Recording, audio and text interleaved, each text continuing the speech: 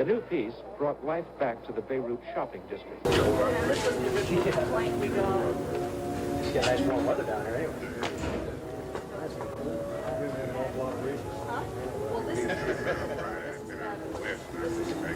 We had a series of complaints about denial of the rights to vote in a local election down there. A former member of the Alabama Advisory Committee to the U.S. Commission on Civil Rights, Mr. James Cobb, came to our office. He'd been everywhere, and he came, and after the stories we heard and from other citizens, black and white, in in South Alabama, we've been directed by our regional director to go down and take a look at the situation. Can you give us any indication as to what kinds of charges have been made? Well, there have been a series of charges in connection with the election. Apparently, illiterates were assisted at the polls, but were assisted to pull the wrong levers, allegedly. Other people who were registered to vote were denied access to the polling place. People were brought in, again, these are allegations, from across the city lines to vote and were allowed to vote.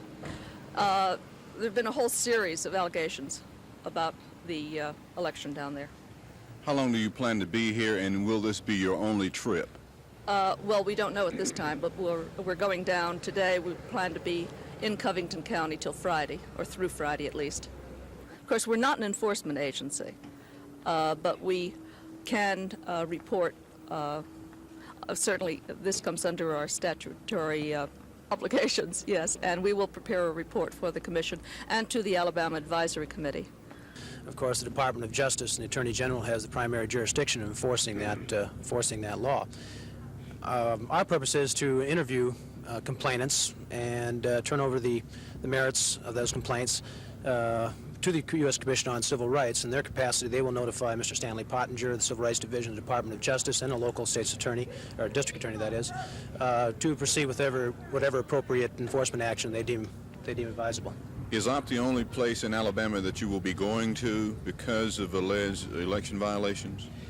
Yes, this is the only place that we're going to now. We're responding specifically to individuals' complaints in OP, Alabama.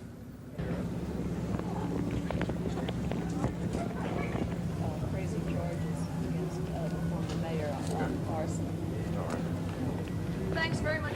Now, if you should, let's see.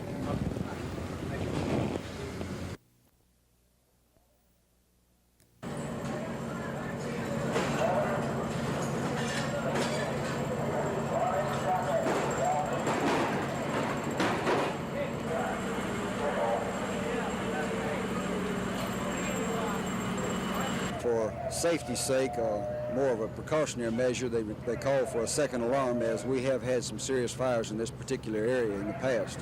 And these types of structures, these hidden spaces, can give us fits in dealing with fires of this nature, and a fire can really get out of hand before you know it. And we're still in the operation of cleaning up spot fires. What caused this blaze? The cause won't be determined for a good long while yet. All we know is the origin of the fire at the present time, and we'll be doing digging all through the night and probably into tomorrow before we'll know the actual cause.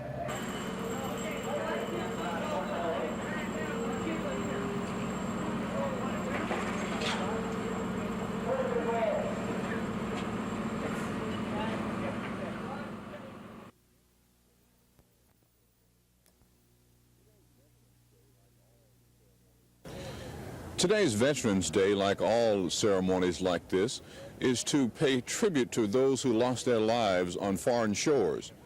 But in this hospital, there are nearly 200 men from the Vietnam War era, some of them in their 20s, and from World War I, some men now in their 90s, who served in wars and who may never be able to go back into society and perform normal duties. Veterans Day is for them too.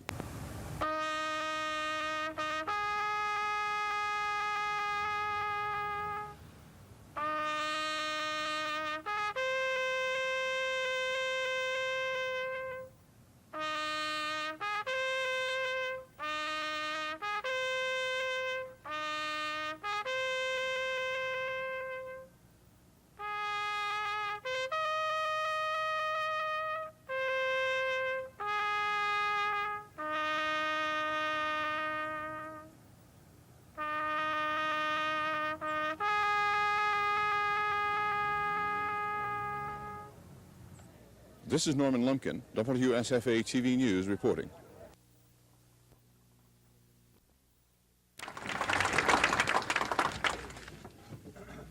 Delta Airlines and I apologize for this delay, and I am appreciative of the fact that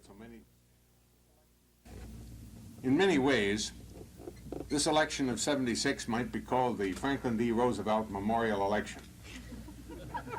As I was standing up there watching that big map in NBC on election night, there were the southern states glowing red for Carter.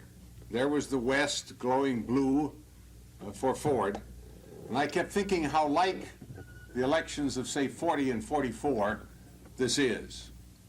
I remember in '68 when Hubert Humphrey was the candidate, in the same studios, without the map this time, thinking that if those southern states were coming in for Humphrey as they had come in for Roosevelt in those years so long ago, that he would have been elected president, and indeed he would. But they weren't coming in for Humphrey in 1968. They weren't coming in for McGovern in 1972, but then nobody was coming for McGovern in '72, so this didn't make any difference. But really, we had two elections in 1976. One was in the South, and there Mr. Carter won, not by as much as Mr. Roosevelt used to win, old 92-5 majorities in, say, South Carolina, and some of the other big votes were absent. But he won in the South, excepting Virginia, and he won by as much as he won the election by. His 1.75 million majority came entirely from the South. In the North, there won't be 5,000 votes separating those two candidates when we get every last vote tallied. You couldn't have had a closer election in the North. If it had not been for the South, Mr. Ford would have been reelected. In fact, we calculated up what the electoral vote would have been if the South, instead of New York, had been sawed off and let to drift out into the ocean. And Mr. Ford would have been reelected. And one of the most intriguing paradoxes of this election is that the more liberal candidate was elected by what I would regard as one of the most conservative parts of the United States. The reason was simple, and I think the reason underlies why Carter won. Mr. Carter was not seen as a McGovern Democrat. In 1972, 1/3 of the Democrats in this country shifted over and voted for Nixon, 1 out of 3. This time, about 85% of the Democrats voted for Mr. Carter. In other words, the Nixon Democrats returned to the fold.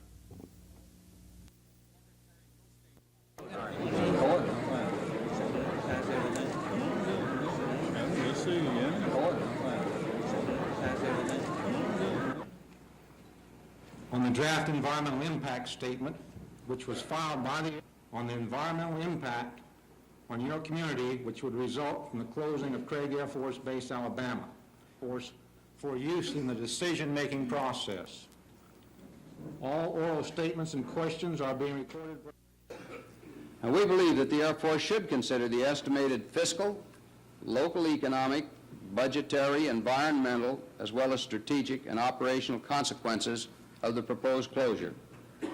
This means that the Air Force should consider the total effect on the national and state budgets, not just on the Air Force portion of these budgets, when evaluating the desirability of closing a base. By way of illustration, it wouldn't help the national economy much to save $10 million in the Air Force budget, and at the same time, and as a result thereof, to add $15 million to the budgets of other departments of the government to cover such programs as unemployment compensation, expenses of retraining workers, welfare and assistance in various forms.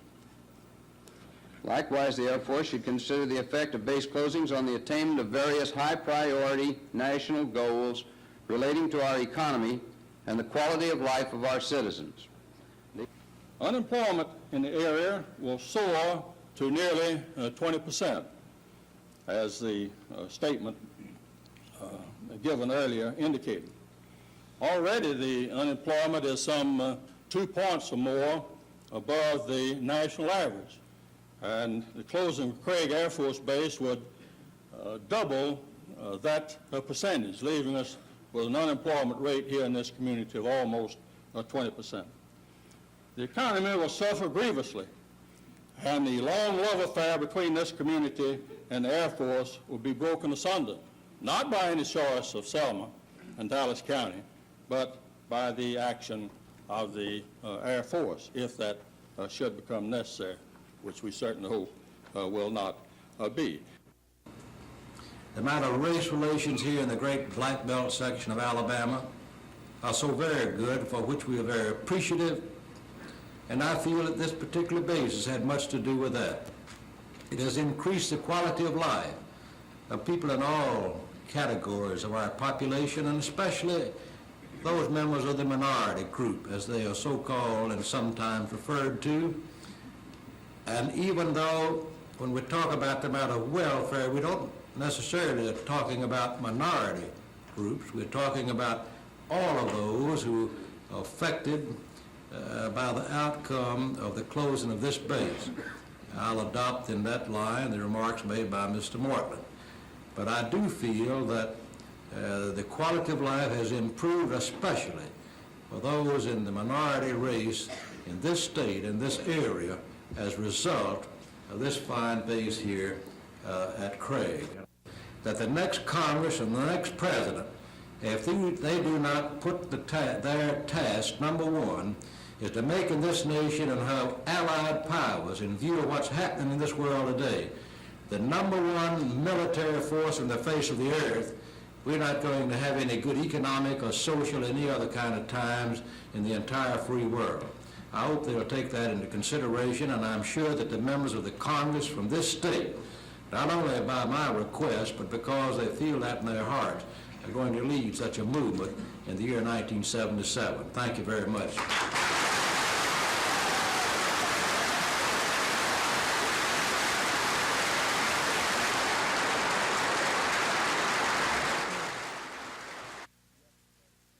Gentlemen and ladies, I yesterday sent to Governor Wallace, Governor Beasley, and the members of the legislature the recent reports from our Center for Economic and Business Research at the university. Each year there is always a great debate, indeed the first debate of the opening of the legislature, as to how much money is available. And what we are doing today is to try to get out ahead of that question and to present to you, I think, very reliable and quite conservative figures on the amount of money that's going to be available. From that, I think the legislature then can, first of all, analyze needs, and then secondly, analyze other sources of revenue in addition to what will automatically come in through growth. We generally furnish these figures, but it's come in the middle of the legislative session and in the midst of. Well, Norm, I can tell you, first of all, of course, the University of Alabama will spend about $70 million this year. Only half of our money comes from the state of Alabama. There are agencies I can report to you, and as you know, that are funded fully from the state of Alabama, and indeed I think that was probably the intention of the legislature when they established that institution back in 1819. So I would say until we have full funding from the legislature, our needs are plenty, but we'll continue to do what we can on the money that the state allocates to us. And not actually is there. In a place like the Middle East, which is the tinderbox of the Western world right now because it involves the big Western powers with the Soviet Union, ought to buy that doctrine. And I think we ought to. I want to begin and re-emphasize and say one more time that it appears to us, all of us, that the Department of Defense and the Air Force is just simply wrong, but very wrong, when it says that closing Craig Air Force Base will save money for the American taxpayer. It seems to me that the evidence is overwhelming in favor of keeping the base open. And I think that should have already become clear, and it will become clearer as you hear the testimony to be offered today. Personally, I think a good case for keeping Craig open was made by the Air Force itself in the environmental impact statement. In fact, I thought about it as I read it that it might be more appropriately called an environmental impact understatement. The Air Force says that closing Craig will save the Defense Department $24 million a year. Now that may or may not be right. But even assuming that it is, my friends, that comes out to less than a grand whopping sum of 10 cents for every American citizen. For instance, you don't find the Soviet Union closing down military bases and cutting back on its strength as far as I know. But if closing Craig doesn't make sense militarily, it surely doesn't make sense economically either. I thank you very much.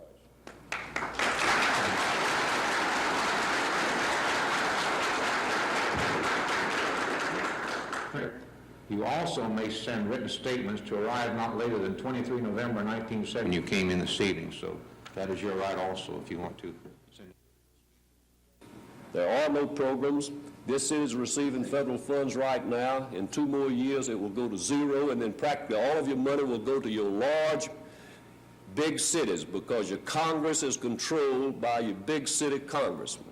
And the formulas were written that way. We were one of the few cities in Alabama, 44, that got funds under the Community Development Act. After 5 years, it goes to zero. We go further than that. This city has been kicked up on and whipped up on for about the last 12 years by the federal government as much as anybody else. And I'm not speaking just of the Air Force. They have used Selma as a symbol, as a whipping boy, as an example, to make us take that step a little longer and a little faster than anybody else, because they can say it's been harder for Selma to get federal funds. $200,000 repairing and upgrading the project. Much of this work was done working closely with and at the request of the commanding officers at Craig. Also, over the years, the Housing Authority has been fortunate.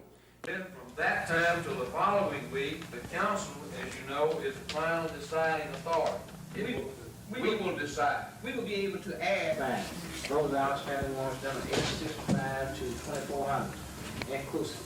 Being those outstanding ones having state maturity in 1989. Council, you've heard the reading of the resolution regarding the bond marks. In order to consider this, no, that's all right, it's been adopted. Need a motion? Bond words as bond respect to me, this order. Call the ones being those of one having state maturity in 1987 thereafter. Call them the applicable one. Financial Germany is just often the time that during each calendar week. Over the benefit of the manufacturer, Johnson has a coupon code. Said we're being put in July 1st. Blue State, Plain, English language, customer question, local data, single or pool. Wherever use this one, any of them now or full now shall after be deemed warrant fund. There is a special fund, city funds, name which shall be 1976 refunding warrant fund. Well, you know, you start off in the front of the first of the year and you sort of shoot with a shotgun, you start shooting with a rifle right now. And I think it's very obvious to most people that in the bowl business and to the newspaper and the media and all, that we are our number one choice, University of Alabama, and we hope that they will look upon us favorably when we can legally extend a bid on Saturday. There's been some talk that USC might be the opponent for Alabama. Any word on that? No, well, USC or UCLA. In other words, one of the two will have to be the host team in the Rose Bowl, and we would like to work out a deal that the University of Alabama, if we are successful in having them come to the Liberty Bowl, would play the team that did not go to the Rose Bowl. Each team would have a wonderful record, I think.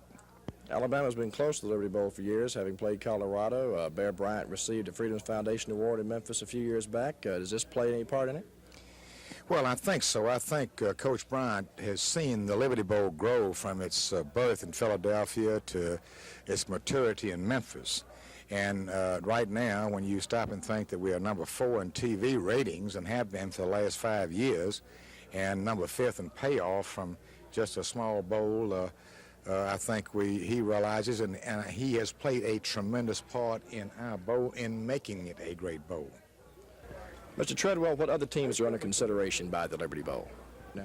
Yes, I think you'd have to say that we'd be looking at teams like Texas Tech, if they're not in the Cotton Bowl, Texas A&M, Arkansas, if they would come through.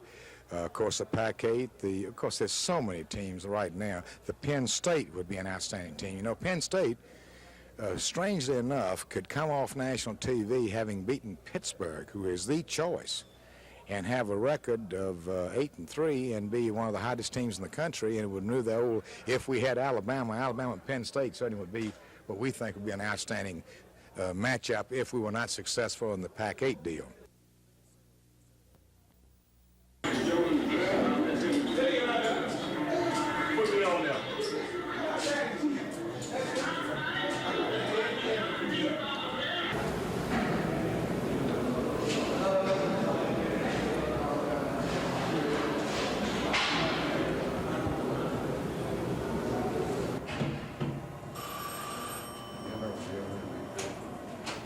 Can't tell why it's just like Hollywood.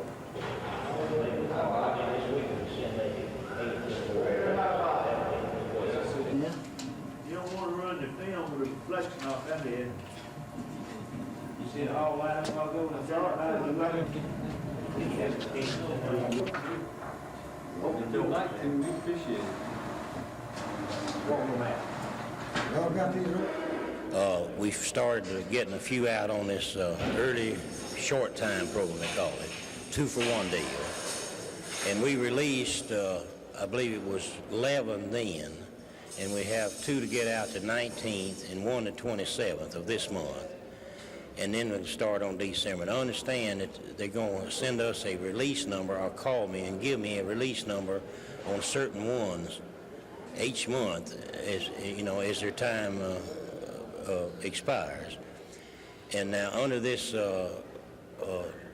accepting them in the penitentiary, I understand that they're going to be selected on accepted on a selected basis, and they're going to be strictly up to the prison department as to who they take, and they will come and pick them up, and they're going to take a few, I understand, from each county rather than a whole lot from one county, because every county, I'm sure, is suffering like we are. County officials are hoping that the state's prisoner relief programs will continue, so that possibly with fewer inmates coming from the grand jury, Sheriff Butler might be able to permanently remove his no vacancy sign. From the Montgomery County Courthouse, Bill Weaver, WSFA TV News.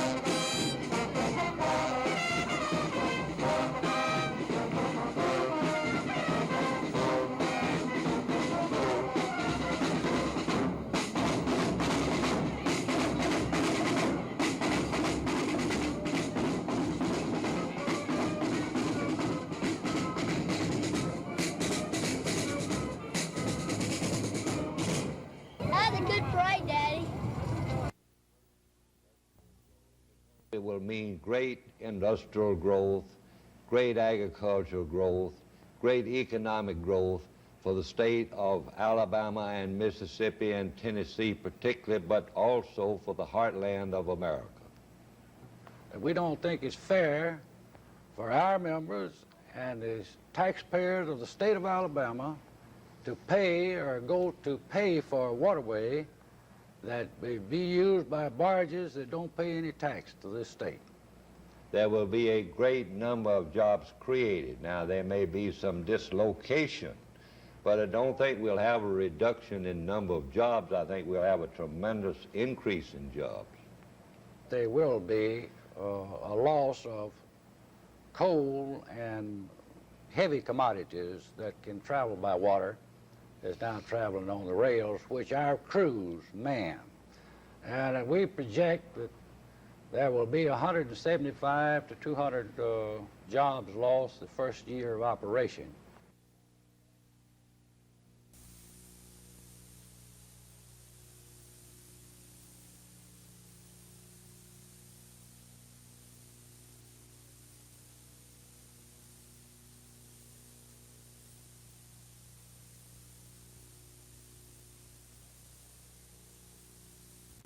Throughout the campaign, though, reporters kept talking of Quemoy and Matsu as though they were talking about Alaska or Hawaii. Now, neither Kennedy nor Nixon had any intention of going to war with Red China over Quemoy and Matsu. They had no intention of fighting a war over some meaningless real estate. The difference was that Kennedy said so. He simply said, I'm not going to go to war over that. And Nixon said it would be a mistake for the president to tip his hand. In other words, why say that we will not go to war? You know, why invite the Red Chinese to take over the islands? But in fact, their positions were not different. Neither one of them wanted to go to war. But that's all voters heard about, or that's much of what voters heard about through September and October of 1960. After the election, Quemoy and Matsu were never heard from again. With the aid of hindsight, we know that those reporters back in 1960 should have been asking not about Quemoy and Matsu. They should have been asking about Vietnam.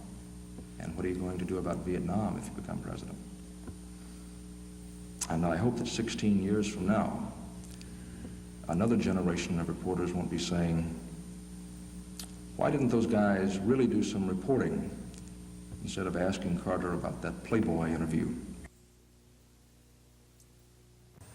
Information about environmental pollutants is sent from monitoring stations throughout the country to the Environmental Radiation Monitoring Center in Montgomery, Alabama. Sometimes environmental radiation reaches man directly through the air, or it can take the indirect route, such as milk, after cows have eaten grass in which radioactivity has fallen. It's the job of this center to determine if such has occurred.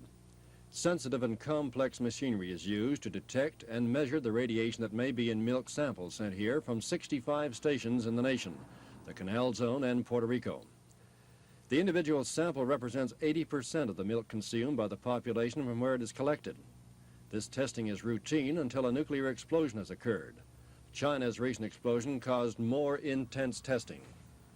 We haven't really seen much activity from this last test. We've only detected iodine in 3 of the milk samples from this last test, whereas the one before there were 20 or 30 locations that showed the presence of iodine 131. So there's less activity this time, which probably results in less public response. But also I think the fact that we've probably kept the public better informed this time may have some bearing on it. Radiostrontium is a bone seeker, so naturally we would be interested in the concentrations in the milk. And so this is what the technicians have been doing here in the laboratory. And since these are beta emitters, we have to go through a chemical separation so that we can get the sample down into a form in which it can be counted. The Environmental Protection Agency says its nationwide monitoring stations detected only scattered and very, very low levels of airborne radioactivity from China's recent nuclear explosion. It was determined, however, that the recent explosion was more severe than the blast that occurred last September. Officials here stress that there is little health hazard following such an explosion unless rain or snow washes significant amounts of radioactive material out of the air and brings it to Earth where it can enter water and food supplies. George Mitchell, WSFA TV News at the Environmental Radiation Monitoring Center, Montgomery. Now there is a new juvenile code that is in this Judicial Article Implementation Act, which is a modern approach to dealing with juveniles and juvenile delinquents.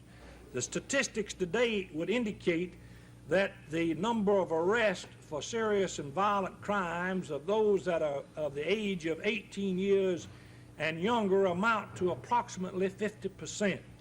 Those that are arrested who are under the age of 21 years account for 61% of the total arrest. And the question pertaining to juvenile and juvenile crime is a very serious one.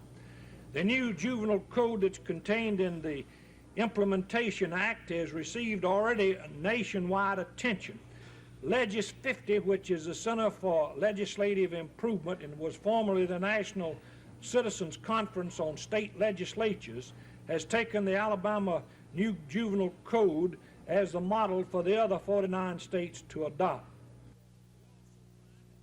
Well, we played well in spots. We were a little raggedy, but I think that we'll come through tonight because we know that the chips are down tonight. We're playing a very, very tough team tonight in AUM.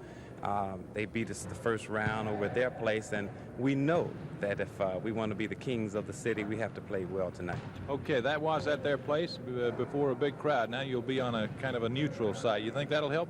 It will, because my fellows just mentioned to me this morning, they said, well, Coach, it's neutral ground now. No one has any real advantage. It's just, you know, each team against each team, and we're looking for a super game tonight. Who are the guys you're going to have to shut down over there to win? Well, we have to shut down their point guard, Sidney James. He's doing a tremendous job for them. He's running their ball club, giving them the leadership that they need. He's got some backup help from Fitzpatrick, and they got Bill Wallace coming off that bench. That's a great supporting cast there. Now in the middle, he's tough with big 6'8" Emmett Thomas, and he's got two wing people that are giving him a lot of help in Sellers and Woolfolk. Plus, he's got Brotherton coming off the bench, so they're healthy. A lot of depth, and it's going to be, like I said, it's going to be a super game because we have a little depth now too. What do you want to do? Well, obviously, and it's no hidden secret, we like to run. We like to get our opponents running. And use our bench. We like to get a lot of people running, and actually both of us like to do the same thing.